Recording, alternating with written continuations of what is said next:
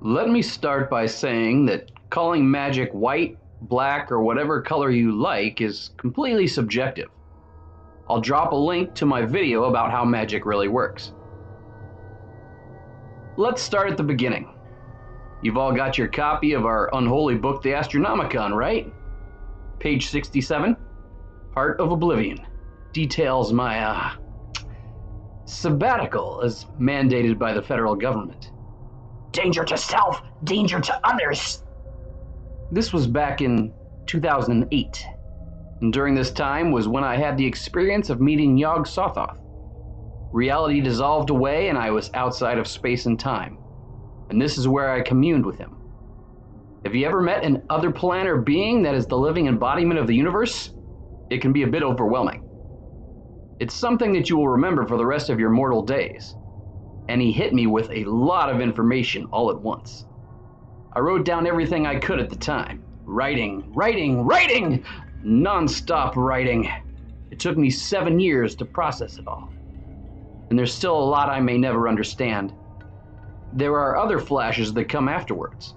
The act of remembering may come a decade later, but it takes you back to that moment, like you were experiencing it at that previous point out of time.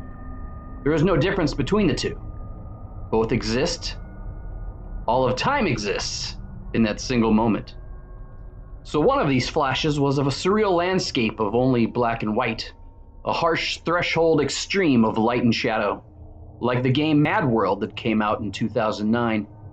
There was a group of people kneeling and praying before a corpse that had been tied, half falling, to a cement pillar of a collapsed building. It was the body of Chris Cornell.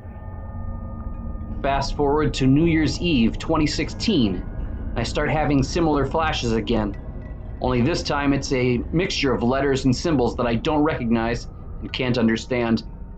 Binary flashes, black and white, ones and zeros, an esoteric download that I can't stop. And my brain can't restart or shut down until the download is complete.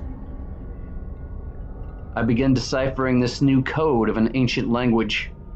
The letters are forming names. I see them now. And the symbols are sigils, the astral names of shadowy beings that live in an elemental nether realm parallel to our world.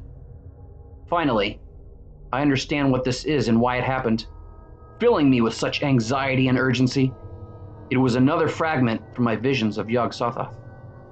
It was time for Chris Cornell to die. Over the weekend, I write the 84-page book Hackergeist, electronic grimoire of cyber sigils of the Cthulhu mythos. And under the entry for the being known as Nakakth, it reads, Nakakth is a messenger. He tells of the coming of the power child, the black hole sun, the bad motor finger. He believes Chris Cornell's Soundgarden is a messiah figure, like Charles Manson before him, and will eventually sing this being into our reality, or perhaps trigger the occurrence upon his death and or sacrifice. Hackergeist was published on January 22nd, 2017. 4 months later, Chris Cornell was dead. Now I don't know who or what the power child is. Maybe it's just a metaphor for my awakening to the unfeigned nature of existence. But Yog-Sothoth used this event to show me that we can alter our reality. Spooky actions at a distance is achievable. That the power is ours to truly change the world. So be sure to subscribe for more occult, horror, and Lovecraft madness. Until next time, Cthulhu Fatagan.